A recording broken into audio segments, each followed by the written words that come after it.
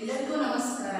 ಆತ್ಮೀಯ ವಿದ್ಯಾರ್ಥಿಗಳೇ, ನೋಡಿ ನಾವು ಇವತ್ತು 10ನೇ ತರಗತಿಯ ತ್ರಿಭುಜಗಳು ಅಂತಕ್ಕಂಥ ಪಾಠದ ಮುಂದುವರಿದ ಭಾಗವನ್ನ ನೋಡ್ತಾ ಹೋಗೋಣ. ಗಣಿತದಲ್ಲಿ ಏನಿದೆ ನಮಗೆ ಲಾಸ್ಟ್ ಕ್ಲಾಸ್ ಅಲ್ಲಿ ಏನನ್ನ ನೋಡಿದ್ವಿ ನಾವು? ಕೋನ ಕೋನ ಕೋನ ಸಮರೂಪತೆಯ ನಿರ್ಧಾರಕ ಗುಣ ಅಂತ ಹೇಳ್ಬಿಟ್ಟು ನೋಡಿದ್ವಿ ನಾವು ಲಾಸ್ಟ್ ಕ್ಲಾಸ್ ನಲ್ಲಿ. ಹಾಗಾದ್ರೆ ಈಗ ಯಾವುದಿದೆ? ಸಮರೂಪ ತ್ರಿಭುಜಗಳ ವಿಸ್ತೀರ್ಣಗಳ ಮೇಲಿನ ಪ್ರಮೇಯ ಅಂತ ಬರುತ್ತೆ. ಯಾವುದು? ಸಮರೂಪ ತ್ರಿಭುಜಗಳ ವಿಸ್ತೀರ್ಣಗಳ ಮೇಲಿನ ಪ್ರಮೇಯ. ಯಾವುದು ಪ್ರಮೇಯ? 2.6. ನಾವು ಕೋನ ಕೋನ ಕೋನ ಸಮರೂಪತೆಯ ನಿರ್ಧಾರಕ ಗುಣದಲ್ಲಿ ಆ ಪ್ರಮೇಯವನ್ನು ಸಾಧಿಸಿದ್ವಿ. ಅದ್ರ ಜೊತೆಗೆ ಅದರ ಅನ್ವಯಿಕ ಲೆಕ್ಕಗಳನ್ನು ಕೂಡ ಬಿಡಿಸಿದ್ವಪ್ಪ ಲಾಸ್ಟ್ ಕ್ಲಾಸ್ ಅಲ್ಲಿ. ಅದ್ರ ಮೇಲಿನ ಅಭ್ಯಾಸದ ಲೆಕ್ಕಗಳನ್ನು ನೀವು ಮಾಡಿದಿರಿ. ಸೊ ಹಾಗಾದ್ರೆ ನೆಕ್ಸ್ಟ್ ನೋಡಿ, ನಮ್ಗೆ ಇಲ್ಲಿ ಸಮರೂಪ ತ್ರಿಭುಜಗಳ ವಿಸ್ತೀರ್ಣಗಳು ಏನಿದು? ಎರಡು ಸಮರೂಪ ತ್ರಿಭುಜಗಳ ವಿಸ್ತೀರ್ಣಗಳ ಅನುಪಾತವು ಅವುಗಳ ಅನುರೂಪ ಬಾಹುಗಳ ವರ್ಗಗಳ ಅನುಪಾತಕ್ಕೆ ಸಮವಾಗಿರುತ್ತದೆ ಅಂತ ಹೇಳ್ತಾರೆ. ಎರಡು ಸಮರೂಪ ತ್ರಿಭುಜಗಳ ವಿಸ್ತೀರ್ಣಗಳ ಅನುಪಾತವು ಅವುಗಳ ಅನುರೂಪ ಬಾಹುಗಳ ವರ್ಗಗಳ ಅನುಪಾತಕ್ಕೆ ಸಮವಾಗಿರುತ್ತದೆ ಅಂತ ಹೇಳ್ತಾರೆ. ನೋಡಿ, ಸಮರೂಪ ತ್ರಿಭುಜಗಳ ವಿಸ್ತೀರ್ಣಗಳು ಅಂತಕ್ಕಂಥ ಪ್ರಮೇಯಕ್ಕೆ ನಾವು ಒಂದೆರಡು ಚಿತ್ರವನ್ನ ಬರ್ಕೊಳ್ಳೋಣ ಅಂತಪ್ಪ. ತ್ರಿಭುಜಗಳ ರಚನೆಯನ್ನು ಮಾಡ್ಕೊಳ್ಳೋಣ. ಏನಿದೆ? ಎರಡು ಸಮರೂಪ ತ್ರಿಭುಜಗಳ ವಿಸ್ತೀರ್ಣಗಳ ಮೇಲಿನ ಅನುಪಾತವು ಅವುಗಳ ಅನುರೂಪ ಬಾಹುಗಳ ಮೇಲಿನ ವರ್ಗಗಳ ಅನುಪಾತಕ್ಕೆ ಸಮವಾಗಿರುತ್ತದೆ. ನೋಡಿ, ಇಲ್ಲಿ ಎರಡು ತ್ರಿಭುಜಗಳಿದೆಯಪ್ಪ. ಯಾವ್ಯಾವುದು? ತ್ರಿಭುಜ ABC, ಅದೇ ರೀತಿ ತ್ರಿಭುಜ PQR ಅಂತಕ್ಕಂತಹ ಎರಡು ತ್ರಿಭುಜಗಳಿದಾವೆ ಅಂತ ಅನ್ಕೊಳ್ಳೋಣ. ಏನವು ಎರಡು ತ್ರಿಭುಜಗಳು? ಸಮರೂಪ ತ್ರಿಭುಜಗಳು ಅಂತ ಹೇಳ್ಬಿಟ್ಟು ತಗೊಳ್ಳೋಣಪ್ಪ. ನೋಡ್ಕೊಳ್ಳಿ, ಇವಾಗ ದತ್ತ ಮೊದಲಿಗೆ ನಮ್ಗೆಲ್ಲ ಗೊತ್ತೇ ಇದೆ ಮಕ್ಕಳೇ. ಏನು? ನಾವು ಪ್ರಮೇಯವನ್ನು ಬರೆಯುವಾಗ ಮುಖ್ಯವಾಗಿ 4 ಹಂತಗಳನ್ನ ಬಳಸ್ಕೊಳ್ತೀವಿ. ಅದರಲ್ಲಿ ಮೊದಲನೇ ಹಂತ ಯಾವುದಿಲ್ಲಿ? ದತ್ತ ಅಂತಕ್ಕಂಥದ್ದು ಗೊತ್ತಿದೆ. ದತ್ತ ಅಂತಂದ್ರೆ ಏನು? ಕೊಟ್ಟಿರುವುದು ಅಂತ ಹೇಳ್ಬಿಟ್ಟು ಹೇಳ್ತೀವಪ್ಪ. ಸೊ ನೋಡ್ಕೊಳ್ಳಿ, ಇಲ್ಲಿ ತ್ರಿಭುಜ ABC ಮತ್ತು ತ್ರಿಭುಜ PQR ಅಂತ ಹೇಳಿದೆ ನಾನು. ಹಾಗಾದ್ರೆ ಈ ತ್ರಿಭುಜ ABC ಮತ್ತು ತ್ರಿಭುಜ PQR ಎಂತಹ ತ್ರಿಭುಜಗಳಾಗಿದ್ದಾವೆ? ಸಮರೂಪ ತ್ರಿಭುಜಗಳಾಗಿದ್ದಾವೆ.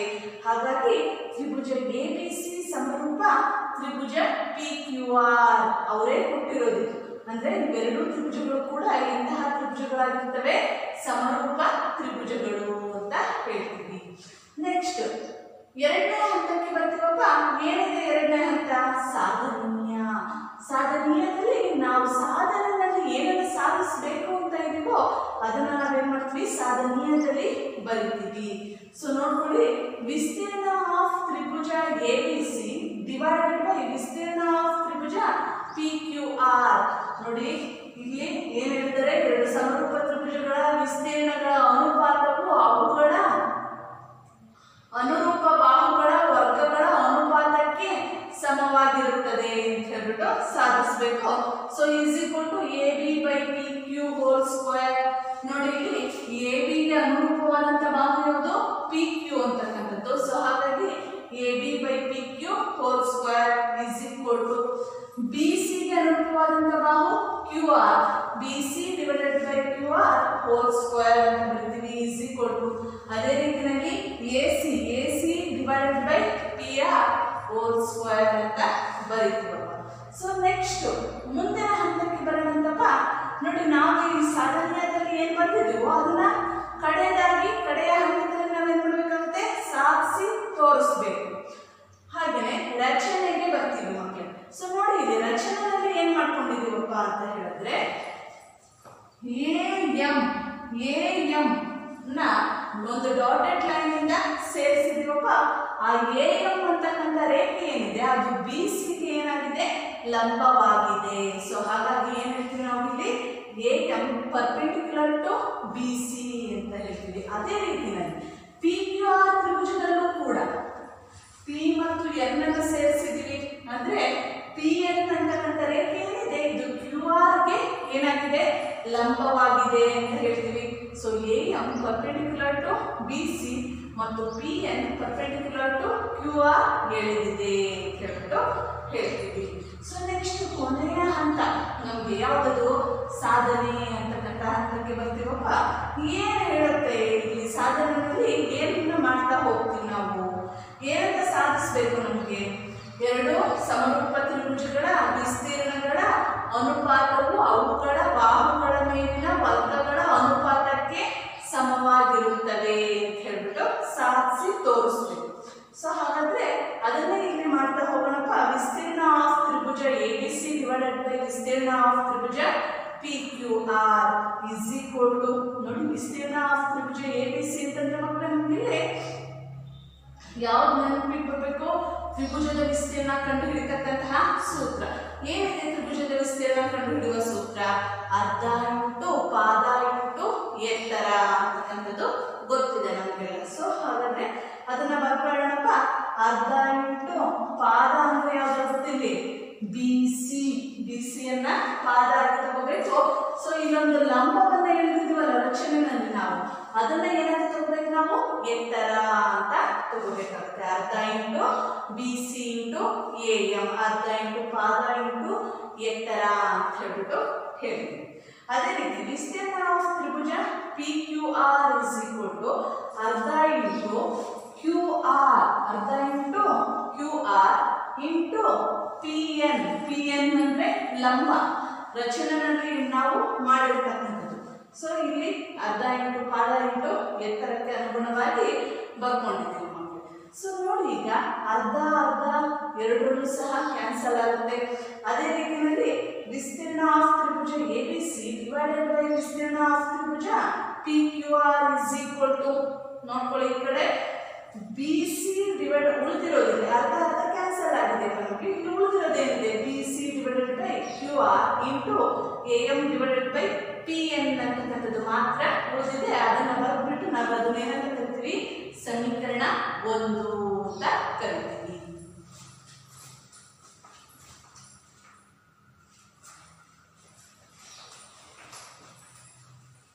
ನೆಕ್ಸ್ಟ್ ನೋಡಪ್ಪ, ಈಗ ಇನ್ನೆರಡು ತ್ರಿಭುಜಗಳನ್ನ ತಗೊಳ್ತೀನಿ ನಾನು. ಹೇಗೆ ನೋಡಿ, ಇಲ್ಲಿ ನಾವು AM ಲಂಬ BC ಎಳೆದಾಗ ನಮ್ಗೇನಾಗಿದೆ? ABC ಅಂತಕ್ಕಂಥ ಒಂದು ತ್ರಿಭುಜ ಏನಿದೆ ಅದು ಎರಡು ತ್ರಿಭುಜಗಳಾಗಿ ಡಿವೈಡ್ ಆಗಿದೆ. ಯಾವ್ಯಾವ್ದದು?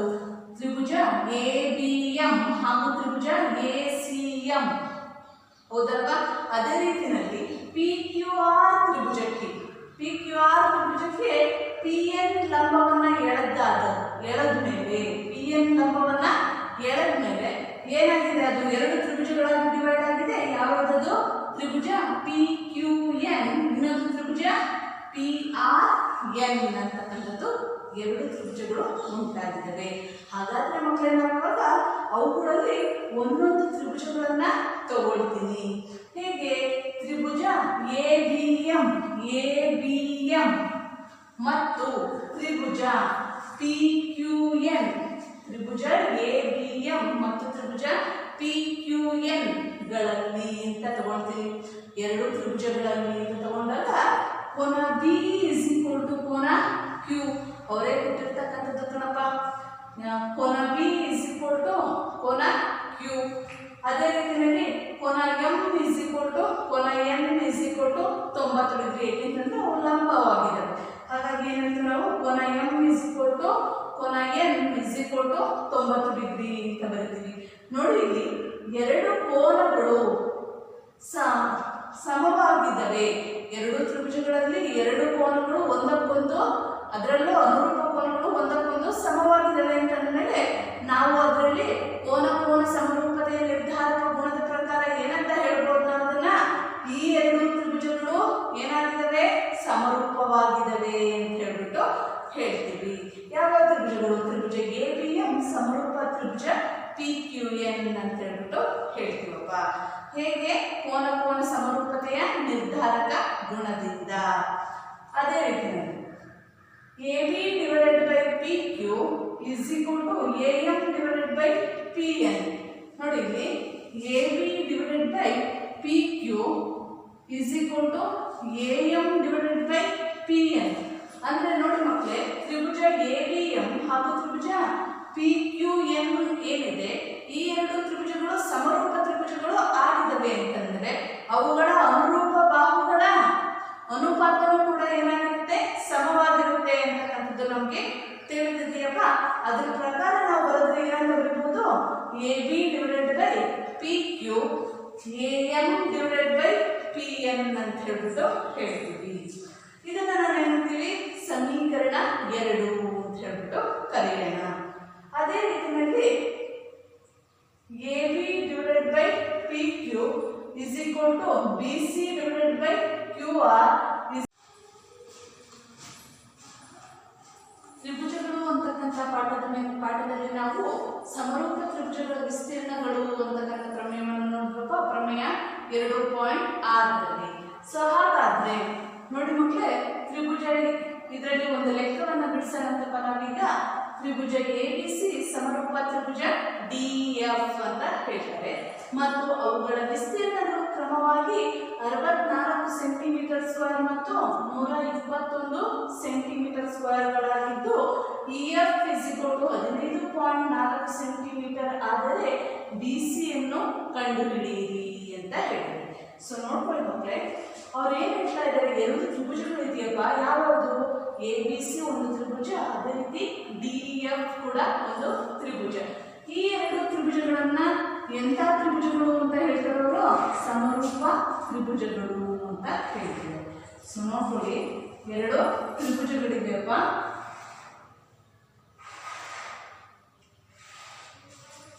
ಒಂದನ್ನ ಯಾವ ತ್ರಿಭುಜ ಅಂತ ಕರೆಯೋಣ? ABC ತ್ರಿಭುಜ ಅಂತ ಹೇಳ್ಬಿಟ್ಟು ಹೇಳೋದು. ಆನಂತರ ಇನ್ನೊಂದು ತ್ರಿಭುಜ ಯಾವುದು? DEF. ಈ ಎರಡು ತ್ರಿಭುಜಗಳು ಕೂಡ ಎಂಥ ತ್ರಿಭುಜಗಳಾಗಿದ್ದಾವೆ?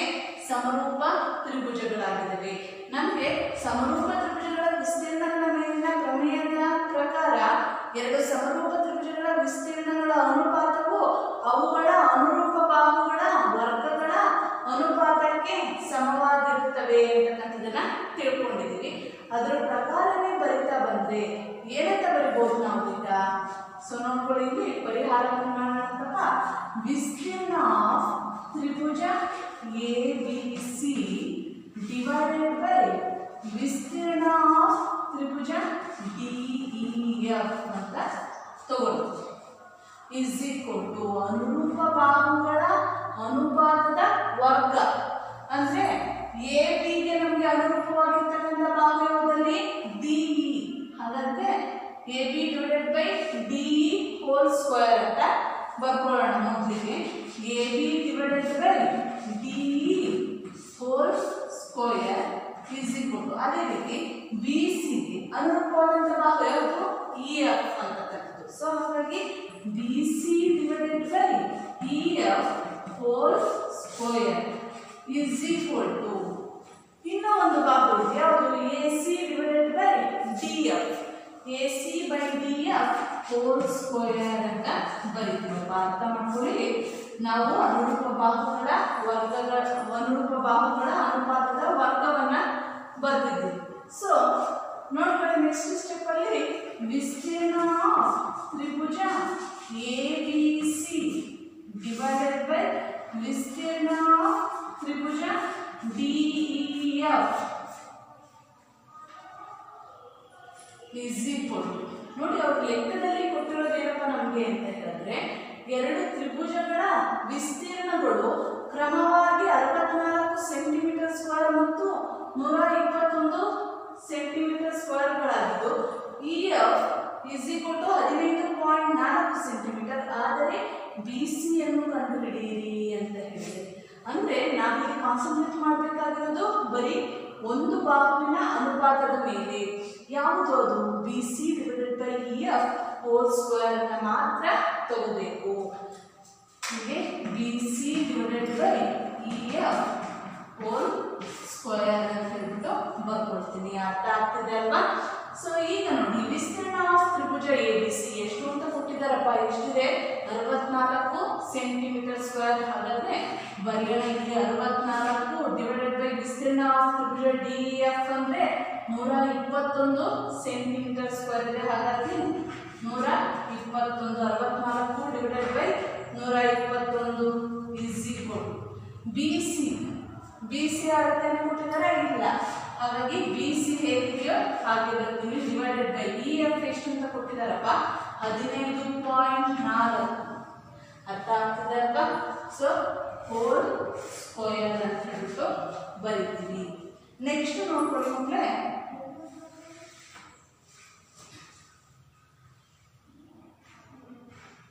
ಇನ್ನೊಂದ್ಸಲ ಬಿಡಿಸಿ ಬರೆಯೋದನ್ನ 64 divided by 121 is equal to B C divided by 15.4 whole square ಇದೆ.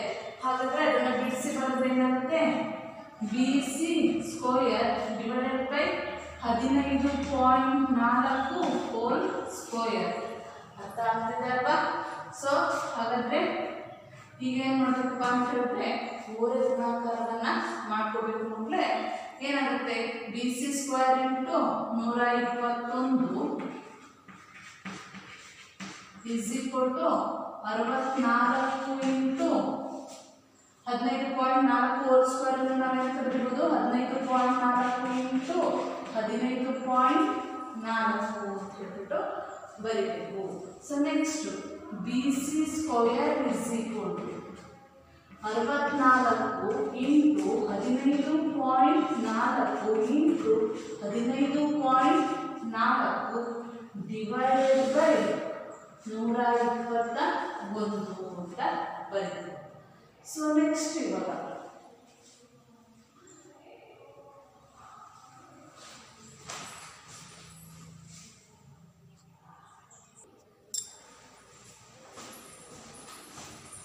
ನೋಡಿ ಏನಿದೆ 120 ಎಷ್ಟು ಮಗ್ಗಿಂದ ಡಿವೈಡ್ ಆಗುತ್ತೆ, ನಮಗೆ 11 ಮಗ್ಗಿಂದ ಡಿವೈಡ್ ಆಗುತ್ತೆ. 11 121. ಸೊ 11ರಿಂದ ಮತ್ತೆ ಇಲ್ಲಿ 15.4 ಭಾಗಿಸೋಣ. 11 1 11 ಎಷ್ಟು ಉಳಿಯುತ್ತೆ, 4 ಉಳಿಯುತ್ತೆ. 4.4 ಬರುತ್ತೆ. ಸೊ ಆ ಪಾಯಿಂಟ್ನ ಇಲ್ಲಿ ಇಟ್ಟ ಕಾರಣ 11 4 44 ಅಂತಕ್ಕಂಥದ್ದು ಸಿಗುತ್ತೆ. ಅದೇ ರೀತಿಯಲ್ಲಿ 11 1 11 11 1.4 15.4 ಅಂತಕ್ಕಂಥದ್ದನ್ನ ಬರೀತೀವಿ. ಸೊ ಈಗ ನೋಡ್ಕೊಳ್ಳಿ, B C square is equal to 64 into 1.4 into 1.4 ಅಂತ ಬರುತ್ತೆ. ಸೊ ಗುಣಿಸೋಣಪ್ಪ ಇವಾಗ 64 ಇಂಟು 1.4 ಇಂಟು 1.4 1.4 ಇಂಟು 1.4 ಗುಣಿಸಿದ್ರೆ ನಮ್ಗೆ ಎಷ್ಟು ಬರುತ್ತೆ ಅಂತ ನೋಡೋಣ. 4 4 16 6 1 4 4 1 5 4 1 6 9 1. ಸೊ ಇಲ್ಲಿ ಎರಡು ಸಂಖ್ಯೆನ ಬಿಟ್ಟು ನಾವು ಏನು ಮಾಡಬೇಕಾಗುತ್ತೆ, ಪಾಯಿಂಟ್ನ ಇಡಬೇಕು. ಸೊ ಹಾಗಾದ್ರೆ ಇಸ್ ಈಕ್ವಲ್ ಟು 64 ಇಂಟು 1.96 ಅಂತಕ್ಕಂಥದ್ದು ಬರುತ್ತೆ. ಈಗ ಏನು ಮಾಡಬೇಕು, ನಾವು ಮತ್ತೆ ಗುಣಿಸ್ಬೇಕು. 64ರಿಂದ 1.96ನ ಗುಣಿಸ್ಕೋಬೇಕು. ಸೊ ಗುಣಿಸೋಣ ಮಕ್ಕಳೇ. ನೋಡಿ ಈ ಕಡೆ 1.96 ಇಂಟು 64 ಮೊದಲು 4ರಿಂದ ಗುಣಿಸ್ಕೊಂಡ್ಬಿಡೋಣ. 4 4 24ಕ್ಕೆ 4 2 4 36 2 38 8 3 4 4 3 7 ಅಂತ ಸಿಗುತ್ತೆ. ಅದೇ ರೀತಿ 6ರಿಂದ 36ಕ್ಕೆ 6 3 6 54 3 57ಕ್ಕೆ 7 5 6 1ಕ್ಕೆ 6 5 11 ಅಂತಕ್ಕಂಥದ್ದು ಸಿಗುತ್ತೆ. 4 8 2 10 4 14ಕ್ಕೆ 4 1 15ಕ್ಕೆ 5 1 2 1. ಸೊ ಎಷ್ಟು ಸಂಖ್ಯೆ ಬಿಟ್ಟು ಪಾಯಿಂಟ್ ಇಡಬೇಕಾಗುತ್ತೆ, ನಾವು ಎರಡು ಅಂಕಗಳನ್ನು ಬಿಟ್ಟು ಪಾಯಿಂಟ್ ಇಡಬೇಕಾಗುತ್ತೆ. ಎಷ್ಟು ಬಂತು ನಮಗೆ 125.44 ಅಂತಕ್ಕಂಥದ್ದು ಸಿಗುತ್ತೆ. ಸೊ ನೋಡಿ B C square is equal to 125.44 ಅಂತಕ್ಕಂಥದ್ದು ಬಂದಿದೆ. ಹಾಗಾದ್ರೆ B C is equal to ಏನಾಗುತ್ತೆ, ಸ್ಕ್ವೇರ್ ರೂಟ್ 125.44 ಬರ್ತದೆ. ಅರ್ಥ ಮಾಡ್ಕೊಳ್ಳಿ, B C is equal to square root 125.44. ನಾವು ಇದಕ್ಕೆ 125.44ಕ್ಕೆ ವರ್ಗಮೂಲವನ್ನ ಕಂಡುಹಿಡಿಯಬೇಕಪ್ಪ. ಯಾವ ವಿಧಾನವನ್ನು ಬಳಸಿ ನಾವಿಲ್ಲಿ ವರ್ಗಮೂಲವನ್ನು ಕಂಡುಹಿಡಬೇಕಾಗುತ್ತಪ್ಪ ಅಂತ ಹೇಳಿದ್ರೆ, ಏಕೆಂತಂದ್ರೆ ಇದೊಂದು ಪೂರ್ಣ ವರ್ಗವಲ್ಲದ ಸಂಖ್ಯೆ. ಆದ್ರಿಂದ ನಾವಿದಕ್ಕೆ ವರ್ಗಮೂಲವನ್ನು ಕಂಡುಹಿಡಬೇಕು ಅಂತಂದ್ರೆ ಭಾಗಾಕಾರ ವಿಧಾನವನ್ನು ಬಳಸಿ ವರ್ಗಮೂಲವನ್ನು ಕಂಡುಹಿಡಬೇಕಾಗುತ್ತೆ ಮಕ್ಕಳೇ. ಸೊ ಭಾಗಾಕಾರ ವಿಧಾನವನ್ನು ಬಳಸಿ ವರ್ಗಮೂಲವನ್ನು ಕಂಡುಹಿಡಿದ್ರೆ ನಮಗೆ ಬರ್ತಕ್ಕಂಥದ್ದು ಎಷ್ಟಪ್ಪ ಆನ್ಸರ್ ಅಂತ ಹೇಳಿದ್ರೆ 11.2 ಸೆಂಟಿಮೀಟರ್ ಅಂತಕ್ಕಂಥದ್ದು ಸಿಗುತ್ತೆ.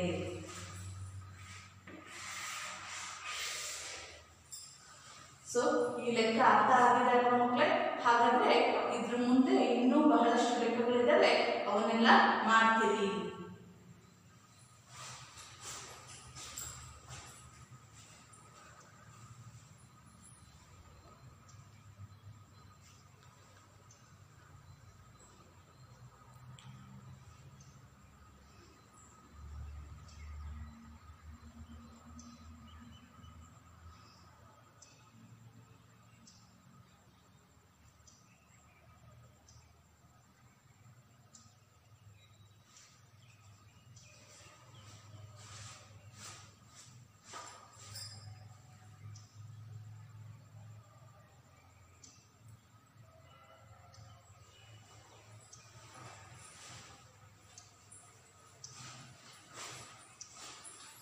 ಹಾಗಾದ್ರೆ ಮಕ್ಕಳೇ, ನಾವು ಇಂದಿನ ತರಗತಿಯಲ್ಲಿ ಏನೇನನ್ನ ನೋಡಿದ್ವಿ ಅಂತ ಹೇಳಿದ್ರೆ, ಸಮರೂಪ ತ್ರಿಭುಜಗಳ ವಿಸ್ತೀರ್ಣದ ಮೇಲಿನ ಪ್ರಮೇಯವನ್ನ ಬಿಡಿಸೋದು ಹೇಗೆ, ನಿರೂಪಣೆ ಹಾಗೂ ಅದರ ಸಾಧನೆಯನ್ನು ಯಾವ ರೀತಿ ಮಾಡೋದು ಅಂತಕ್ಕಂಥದ್ದನ್ನ ನೋಡಿದ್ವಪ್ಪ. ಅದೇ ರೀತಿಯಲ್ಲಿ ಏನು ಸಮರೂಪ ತ್ರಿಭುಜಗಳ ವಿಸ್ತೀರ್ಣಗಳ ಮೇಲಿನ ಪ್ರಮೇಯದ ಆಧಾರಿತವಾದಂತಹ ಲೆಕ್ಕವನ್ನ ಬಿಡಿಸಿ ತೋರಿಸಿದ್ದೀವಿ. ಅದೇ ರೀತಿಯಲ್ಲಿ ಈ ಮುಂದಿನ ತರಗತಿಯಲ್ಲಿ ನಾವು ಏನನ್ನ ಕಲಿಯೋಣಪ್ಪ ಅಂತ ಹೇಳಿದ್ರೆ ಪೈಥಾಗೊರಸ್ನ ಪ್ರಮೇಯವನ್ನ ನೋಡೋಣ.